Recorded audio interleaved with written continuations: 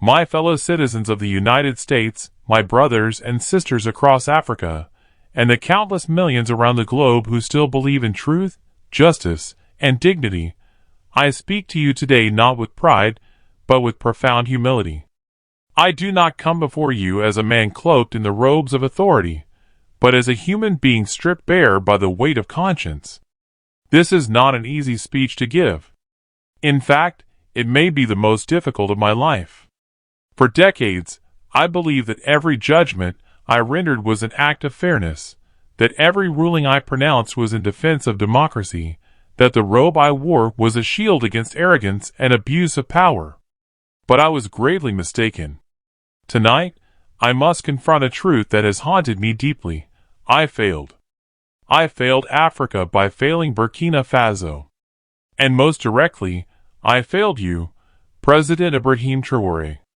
When the case involving $600 million came before me, the world saw it as just another matter of international law, a dispute framed in contracts and obligations, written in the sterile language of legal codes. But even then, I knew it was not an ordinary case. It was never about paperwork, signatures, or numbers on a ledger. It was about dignity. It was about sovereignty. It was about the lingering belief in some quarters of the world that African nations are still bound by invisible chains, still dictated to by forces that claim superiority forged in centuries of domination. And yet, despite knowing this in the depths of my conscience, I did not resist. I allowed myself to be carried along by the tide of precedent, by the arrogance of tradition, by the whisper that told me the so-called order of the world must be preserved, even when that order was unjust.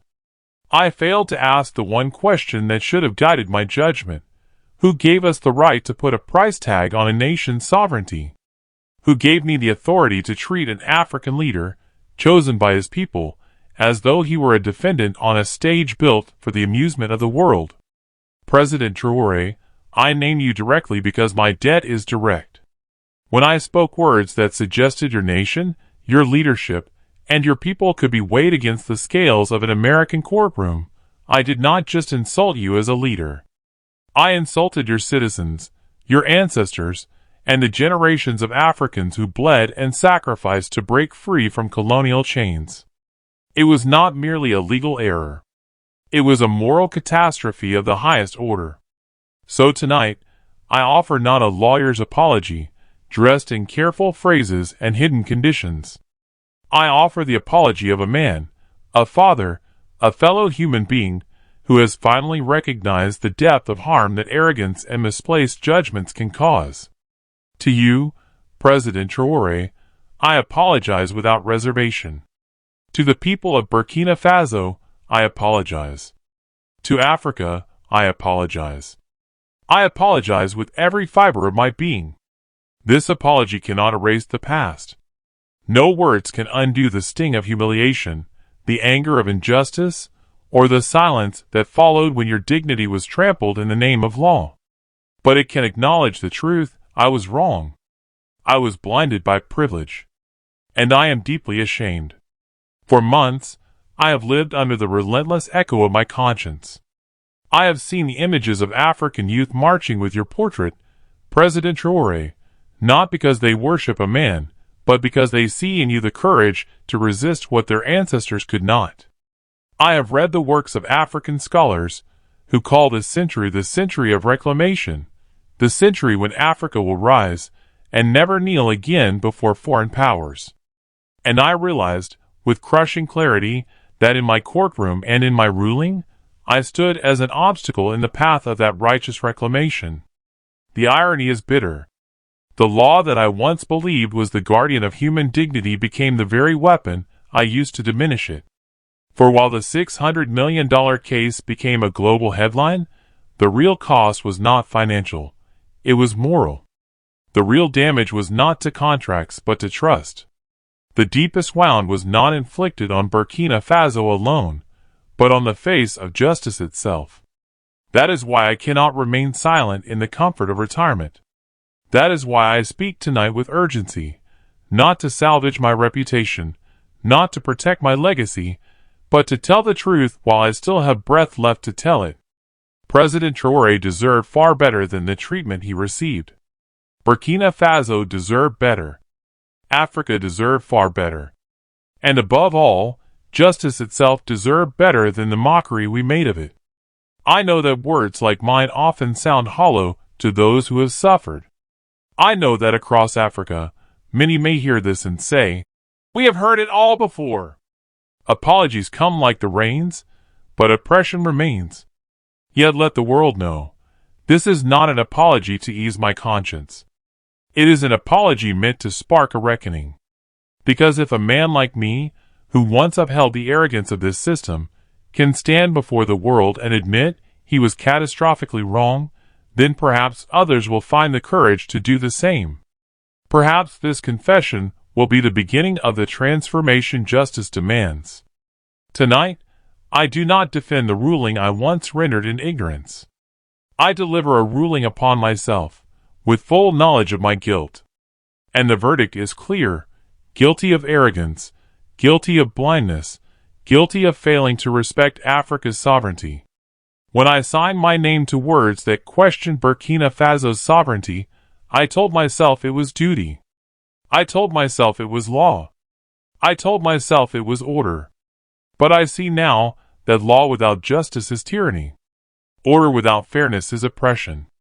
And for that blindness, millions paid the price in disappointment and righteous anger. I confess openly, I was not deaf to Africa's cries by accident. I was deaf by choice. It was easier to cling to precedent than to embrace principle. Easier to defend crumbling walls of tradition than to admit those walls were built on foundations of exploitation. Easier to pretend that a $600 million lawsuit was legitimate than to admit it was nothing more than a weapon, a tool sharpened to wound the pride of a nation that refused to kneel. President Traoré, I underestimated you. I believed you would bow as others before you had bowed. I thought you would negotiate in silence as others had been forced to do. But in your defiance, you exposed not only my error, but the arrogance of an entire system designed to perpetuate inequality. I remember with shame the day your defiance became global news. The world watched with bated breath, waiting to see what you would do. They predicted your collapse, your inevitable downfall, with almost gleeful anticipation. They said you were too young, too inexperienced, too isolated to withstand the crushing weight of global pressure. And yet, you withstood it all with your dignity intact. You held firm not only for Burkina Faso, but for every African nation that has ever been told by foreign powers that its destiny must be signed in foreign ink, approved by foreign courts, legitimized by foreign institutions. And while you stood tall, an unshakable mountain, I, with all my years of experience, with all my institutional power and privileged position, crumbled beneath the weight of my own conscience like a house of cards in a storm.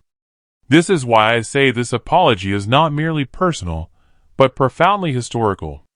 For it is not only I who must admit devastating fault, but the very system I once defended with blind loyalty. A system that too often cloaked naked greed in the respectable garments of legal procedure, that too often wielded its authority not as a servant of justice, but as a weapon of domination over the powerless.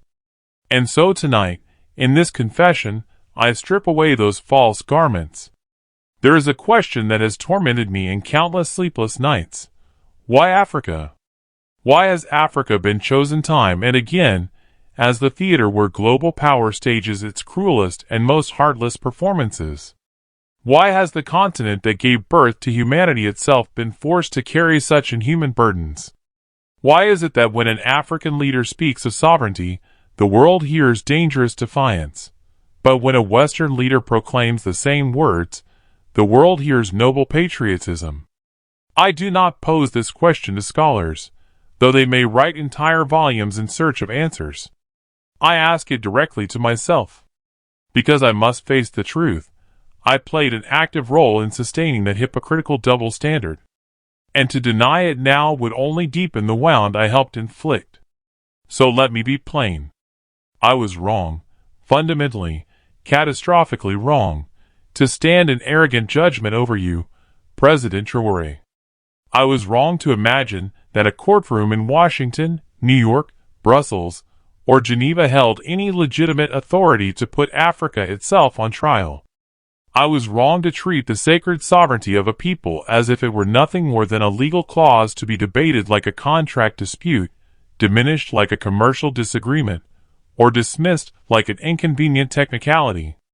Yes, my words come late, perhaps painfully late. But silence would be later still, and silence in the face of injustice is infinitely worse. If I do not speak now, then history will not remember me as a judge who rediscovered his conscience, but as a coward who hid behind silence. And so I say this with unwavering clarity. This apology is not for President Traoré alone, though he bore the brunt of my failure. It is for the mothers in Ouagadougou who felt the sting of international disrespect when their proud nation was dragged into a foreign courtroom as though it were a bankrupt corporation. It is for the fathers in Bobo-Dioulasso who till the ancient soil with their own hands, men who ask for nothing but respect, and yet were told their labor, their heritage, their pride could somehow be measured in American dollars. It is for the children across the African continent who watched this shameful drama unfold on their screens, only to be reminded once again that in the eyes of the so-called civilized world, they are not equals, but perpetual defendants in courts they never chose. I want them to hear me tonight, and to hear me clearly. This was not justice. This was not equality. And it must not define the future we build together. I am not naive. I know that words, no matter how sincere, cannot dismantle centuries of injustice. I know that my apology cannot erase the exploitative treaties that stole African lands, the predatory debts that shackled African economies, the biased rulings that demeaned African leaders, or the devastating wars cynically sanctioned in the hollow name of peace and democracy. But I pray that my words may be one small crack in the towering wall of arrogance that has long stood between Africa and the respect it deserves. Some will ask, Judge Robert, why speak now? Why expose yourself to ridicule, to criticism, to the wrath of those who prefer silence? And my answer is simple. Because silence is no longer moral. Because the unstoppable future is already here, and it belongs to Africa. And because I would rather endure the temporary judgment of my peers than the permanent judgment of history, a history that is far less forgiving of cowardice and complicity. I am not here to preserve a reputation built on compromised foundations.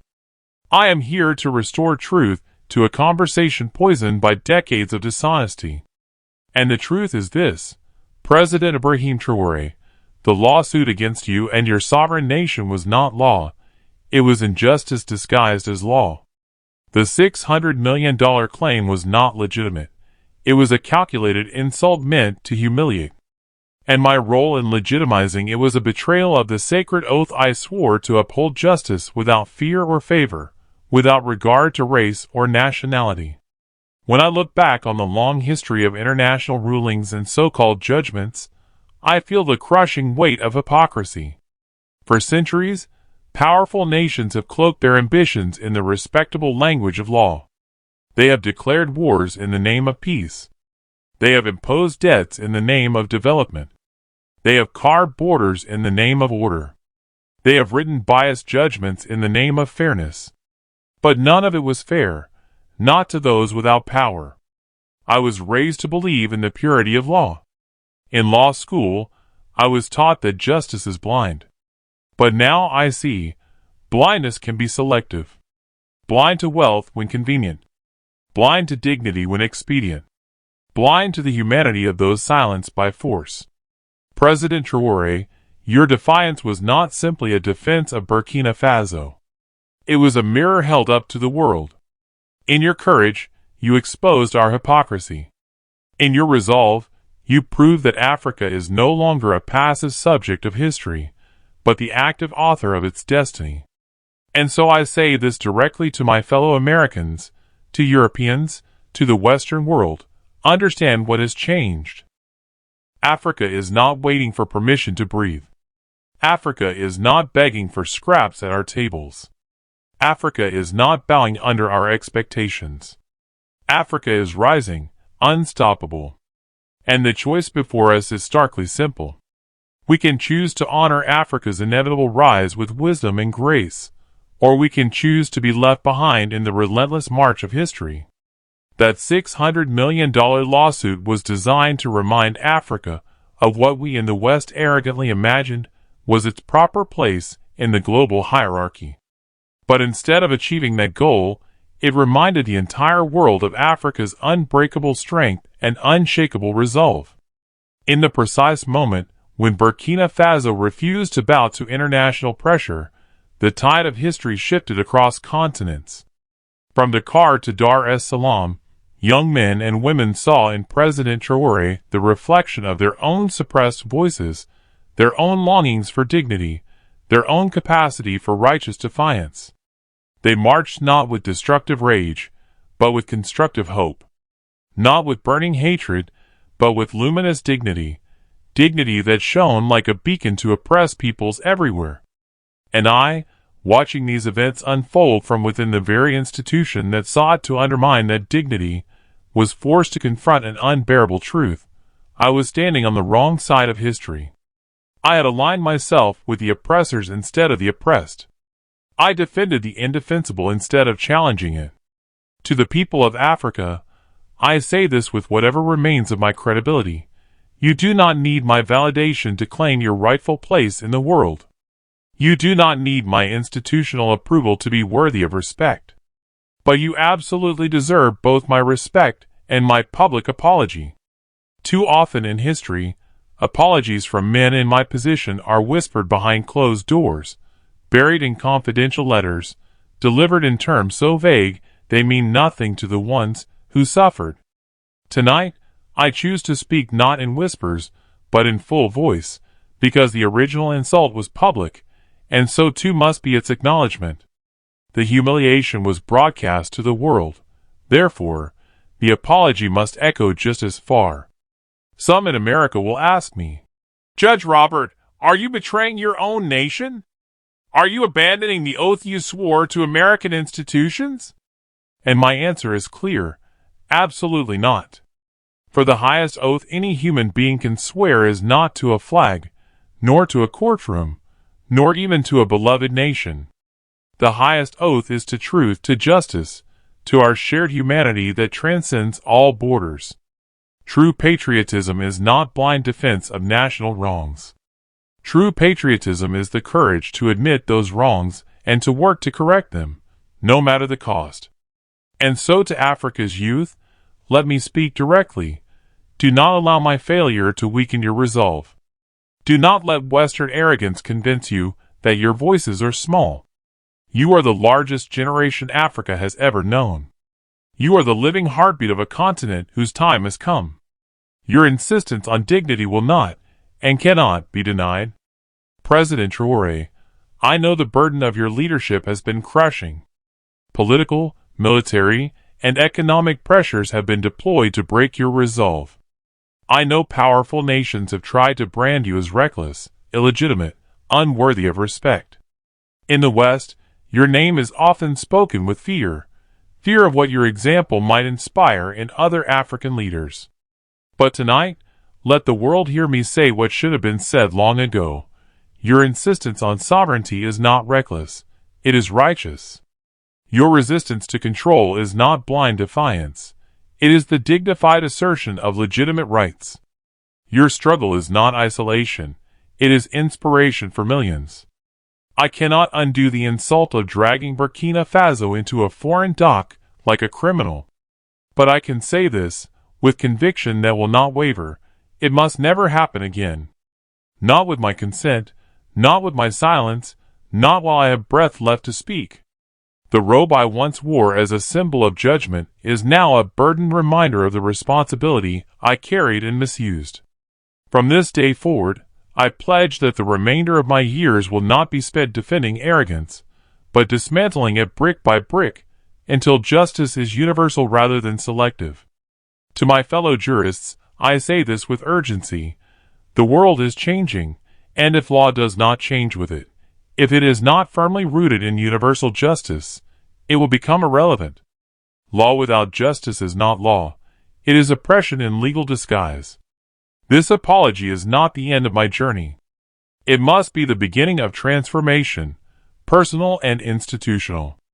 I cannot promise what other governments or courts will do, but I can promise this. I will never again remain silent when injustice is plain before me. I will never again hide behind precedent when principle is at stake. I will never again confuse legality with morality, or tradition with truth.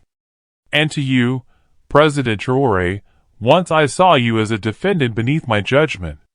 Now I see you clearly, as a teacher whose courage has awakened my own conscience. In your resistance, you reminded me that true power lies not in condemning others, but in standing unshakably for what is right. As I close, let me speak not only to you, not only to Burkina Faso, not only to Africa, but to the world. For this crisis is not merely about one lawsuit, one judge, or one president. It is about the greater question of how humanity will live together in this century. Will we keep building walls of arrogance, treating some voices as powerful and others as disposable? Will we keep disguising domination as justice? Or will we find the courage to admit the truth, that every nation, large or small, rich or poor, deserves equal dignity in the councils of the world? Tonight, before the judgment of history, I make my verdict plain. I was guilty. My court was guilty. My system was guilty. But Africa was never guilty. Burkina Faso was never guilty. President Traoré was never guilty. And I declare this with all the force I can summon. Justice will never again be served by diminishing the sovereignty of a people. Justice will only be served when every nation, Africa above all, stands equal, sovereign, and free. And without reservation, I now choose the path of equality. I choose universal dignity. I choose mutual respect among all nations. I confess, without excuses or justifications, that I once chose wrongly, blinded by privilege and by loyalty to institutions. But today, before the watching eyes of the world, I turn fully away from that shameful error.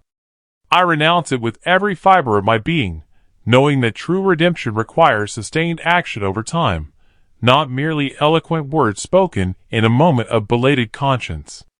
President Traoré, I do not expect you to easily forget the sharp sting of international insult directed against you and your nation. I do not expect the proud people of Burkina Faso to erase from memory the humiliation of being judged in foreign courts. But I hope, with humble sincerity, that you will hear the remorse of a man who has looked honestly into the mirror of his soul and seen his grievous faults with painful clarity. I hope you will hear the transformed heart of someone who, though once deliberately blind to injustice, has now been given the precious gift of moral sight by witnessing the inspiring courage of your people in their struggle for dignity. It was their collective strength that opened my sealed eyes, when years of comfortable privilege had kept them shut. I also hope my own nation, the United States of America, hears me clearly tonight, however uncomfortable my words may sound to those invested in preserving the status quo. For this moral reckoning is not only about Africa rising with justified confidence. It is equally about America learning to listen with genuine humility to voices we have too long ignored or dismissed. Too often, we have spoken with authority when we should have listened with respect. Too often, we have presumed to judge other nations when we should have sought to learn from their wisdom. Too often, we have assumed global leadership when we should have practiced genuine partnership. If we are truly a nation that believes in freedom and justice for all, then we must recognize and celebrate freedom wherever it rises, not only when it serves our immediate interests or aligns with our cultural expectations. And let me speak with absolute clarity to my colleagues in law, in government, in diplomacy, who may hear these words tonight. Africa does not need our permission to be sovereign or self-determining. Sovereignty is not a privilege granted by foreign courts or international institutions. It is inherent in the nature of peoples. Sovereignty is not a gift bestowed by treaties drafted in distant capitals. It is the natural birthright of every nation. Any international order that denies this truth is destined to collapse under the crushing weight of its own contradictions and hypocrisy. I also speak tonight with deep respect to the elders of Africa who endured the brutal era of colonization and lived to see independence arrive like a long-awaited dawn that somehow never broke into full daylight. To you I say, with reverence, the dawn of genuine independence has come again, and this time it will not fade into disappointment. This time it will shine with the full brightness of a continent unashamed of its identity and unafraid of its destiny. And to Africa's youth, the students and farmers, the builders and dreamers, who chant the names of leaders bold enough to stand against injustice, do not lose heart in the face of setbacks. Your voices grow stronger each day. Your future is real, and the world is listening to your demands for justice, whether comfortable powers wish to or not. I know with certainty there will be those who dismiss this public apology as mere political theater. They will say it comes too late to matter. They will call my confession weakness, not strength. They will accuse me of betraying the institutions I once served. Perhaps they are right about one thing. This apology is indeed painfully late. But it is not too late to speak the unvarnished truth. It is not too late to admit grave fault where fault clearly exists. It is not too late to begin again, with honesty and justice as our foundation instead of power and privilege. True weakness is not in admitting we were wrong. True weakness lies in clinging stubbornly to error, like a drowning man clutching stones that drag him deeper underwater. Betrayal is not found in confessing our failures publicly. Real betrayal lies in refusing to face those failures when the mirror of truth reflects them back with undeniable clarity. So I speak to you now, Africa, with no judicial robe to shield me, no gavel to pound for emphasis, no courtroom grandeur to lend my words authority. I speak only with the hard-won honesty of a man who finally understands what should have been clear all along. You do not need to be defended by institutions like mine that have so often failed you. You need only to be respected as equals. You do not need lectures from those who created many of the very problems you are now courageously solving. You need only to be heard with the respect your voices deserve. You do not need apologies like mine to prove your worth or validate your place in the world. You are already defined by your resilience, your strength, your unity, your unshakable will to be free and self-determining. Yet still, if you permit me this confession, I bow the pride of my nation and my profession, and speak the words too rarely offered with sincerity. We are sorry for our arrogance. I am personally sorry for my role in sustaining injustice. I was wrong, and I take full responsibility. History will judge me for this confession. Perhaps harshly, perhaps mercifully. But far more importantly, history will judge this era by the choices of people like me. It will ask whether those in power clung to the arrogance of the past, or whether we found the courage to change when change was desperately needed. I pray that when the definitive books of history are written, this apology will not stand as a lonely act of conscience, but as the beginning of a turning point in international relations. A turning where Africa is no longer placed on trial by foreign courts, but seated as an equal partner at the table of nations. A turning where leaders like President Traoré are no longer treated as dangerous exceptions, but as respected equals among world leaders. A turning where dignity is non-negotiable and sovereignty is beyond dispute. And so, President Ibrahim Traoré, I end with words simple yet profound in their sincerity. I apologize to you personally, without reservation. I apologize to your people, who deserve far better than the treatment they endured. I apologize to Africa for my role in perpetuating injustice. And I pledge that, for whatever days remain to me, I will carry this truth in heart and action, that justice without dignity is no justice at all, and respect for Africa is not a diplomatic option, but a moral necessity for any order that claims to serve humanity. May this apology be more than words in the night. May it mark the true beginning of a new chapter in history, not for my legacy, but for the future of our children, and their children after them.